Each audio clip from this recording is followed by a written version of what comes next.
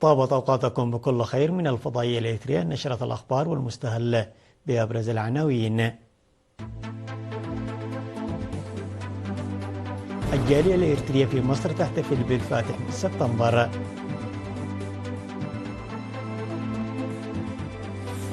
تنظيم منتدى تعليمي في هابرو.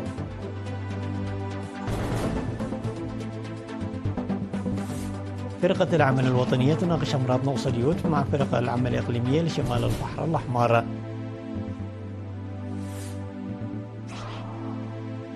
فيروس الإيبولا يؤدي ب 15 شخص في الكونغو الديمقراطية. بوتين يحذر أي قوات غربية في أوكرانيا ستكون هدفا للجيش الروسي. اليابان واستراليا تتعهدان تعزيز العلاقات الأمنية. احتفلت الجالية الإريترية في مصر بالفاتح من سبتمبر الذكرى 64 لانطلاق الكفاح المسلح. وقال القائم بأعمال السفارة الإريترية في مصر السيد أمان عبد الواسع في الحفل الذي أقيم في السفارة الإريترية في القاهرة أن المستعمرون حاولوا محو الهوية الوطنية لشعب إريتريا، غير أن محاولاتهم ذهبت أدراج الرياح لصمود وتصدي الشعب الإريتري ووحدته. وقدمت في المناسبة محاضرات من قدام المناضلين حول تجاربهم. في غضون ذلك أكد المحتفلون على الاستعداد لإنجاح برامج التنمية والتصدي. من جهة أخرى، اختتم في الأول من سبتمبر مهرجان إريتريا في مدينة تورونتو وضواحيها الذي افتتح في 30 من أغسطس. كما نظم مهرجان إريتريا في غرب كندا.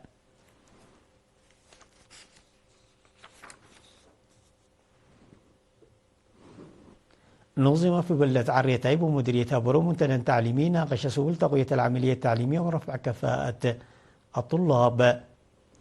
وأوضح مسؤول المدارس في المديرية الأستاذ عثمان محمد آدم أن المنتدى هدفه رفع مشاركة الطلاب عامة والطالبات خاصة في المرحلتين المتوسطة والثانوية. وأشار إلى تواصل التوعية في أوساط المجتمع والحد من مقاطعة التعليم وزيادة نسب النجاح.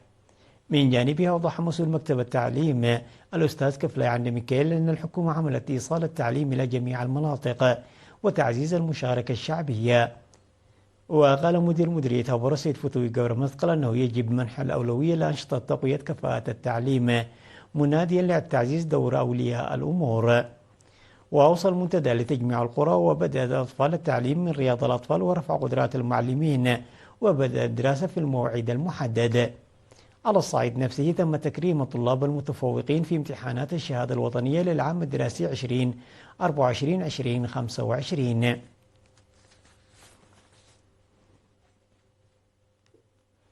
عقدت فرقة العمل الوطنية المعنية بأمراض نقص اليود مناقشات مع أعضاء فرقة العمل الإقليمية لشمال البحر الأحمر حول تطبيق إرشادات العمل المعتمدة العام الماضي في مدينة مصوع في 3 من سبتمبر.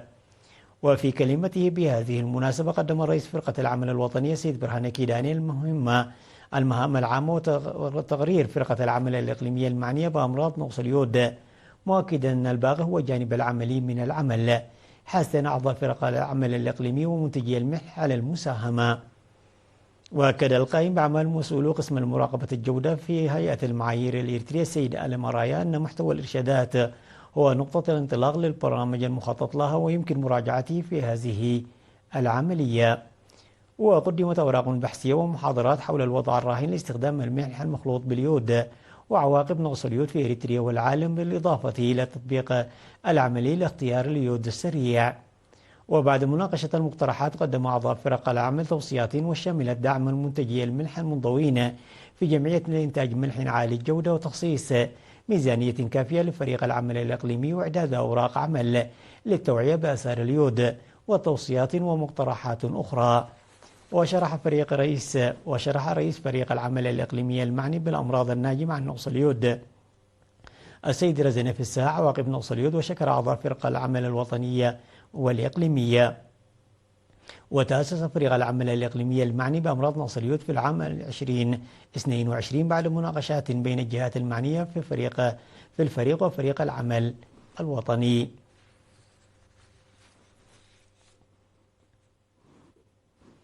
نظمت دورة تدريبية لأكثر من 900 من النساء لإيصال خدمات التعليم التمهيدي للأطفال في إقليم القاش بركة.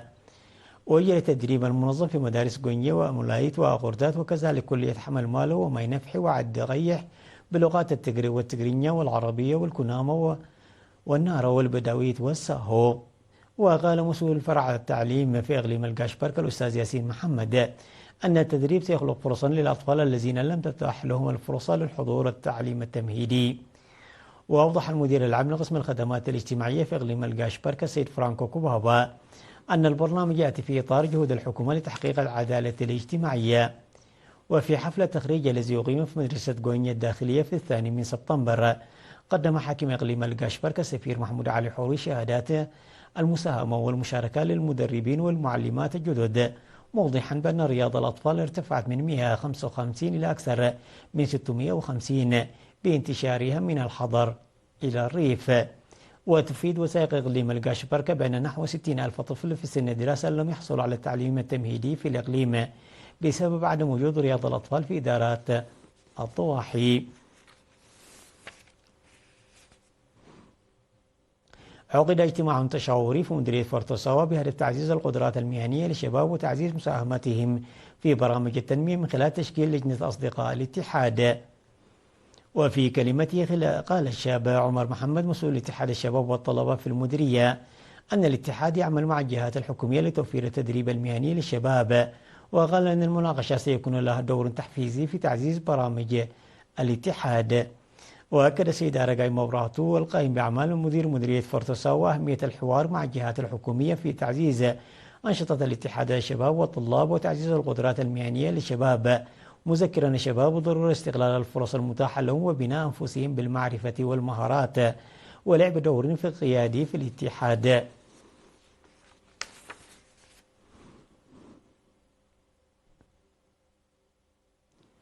الأخبار العالمية بعد فاصل قصير، تفضلوا بالبقاء معنا.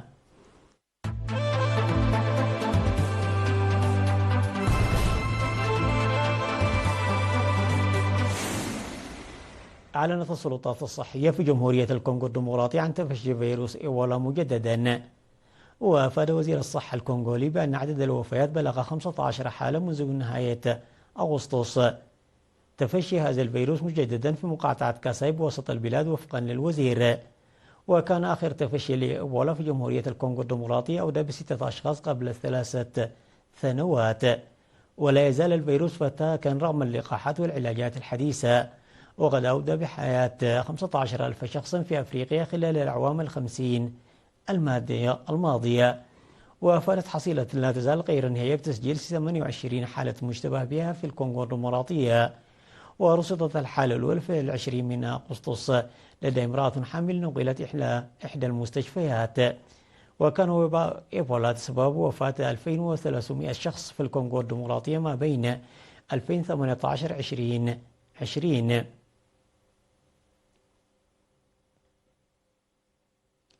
حذر الرئيس الروسي فلاديمير بوتين من أن أي قوة غربية تنتشر في أوكرانيا ستكون هدفا مشروعا للجيش الروسي. قادت اجتماع لحلف كييف الأوروبيين خصص لبحث الضمانات الأمنية في حالة الوصول إلى اتفاق سلام. وقال بوتين خلال منتدى اقتصادي في لادوفيستيك في أقصى شرق روسيا: إذا انتشرت قوات أي كانت هناك خصوصا الآن فيما نجري معارك سنطلق من مبدأ أنها ستكون أهدافا مشروعة للجيش الروسي. وأدلى بوتين بهذه التعليقات بعد يوم من تصريح للرئيس الفرنسي مانويل ماكرون ذكر فيه أن 26 دولة تعهدت بتقديم ضمانات أمنية بعد الحرب لأوكرانيا بما في ذلك قوات دولية في البر والبحر والجو. وأشار بوتين إلى أن روسيا منفتحة على التعاون مع الولايات المتحدة في ألاسكا، لكن هنالك حاجة إلى قرار سياسي من واشنطن لاستئناف المشاركة الاقتصادية.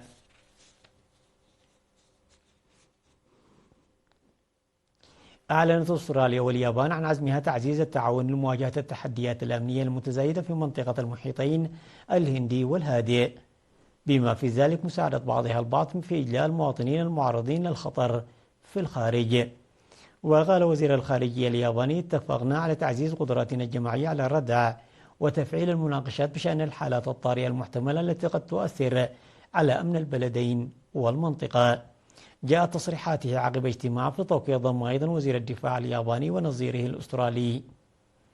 وتعمل اليابان واستراليا وكليهم حليف وثيق للولايات المتحدة على توثيق علاقتهما، ويشمل تعاونهما التدريب العسكري المشترك واتفاقية الوصول المتبادل الموقعة في العام 2023 والتي تسمح لقواتهم بالعمل على أراضي كل منهما.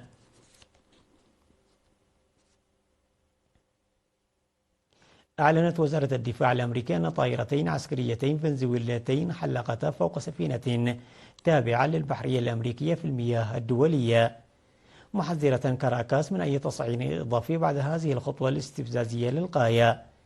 ونشرت واشنطن سفنا حربية في جنوب البحر الكاريبي في ظل تصعيد التوترات بين الولايات المتحدة وفنزويلا. وأعلنت ترامب أن القوات الأمريكية هاجمت في البحر الكاريبي قاربا محملا بالمخدرات أبحر من فنزويلا متجها إلى الولايات المتحدة، ما أسفر عن مقتل 11 إرهابيا مخدرا. وهذا الهجوم يمثل تصعيدا كبيرا من جانب الولايات المتحدة التي اعتمدت لعقود على عمليات أمنية روتينية بدلا من استخدام القوى المميتة لمصادرة المخدرات.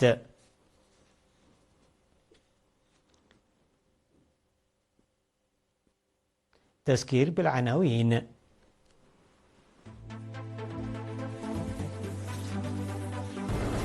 الجالية الإريترية في مصر تحتفل بالفاتح من سبتمبر. تنظيم منتدى تعليمي في هابورو.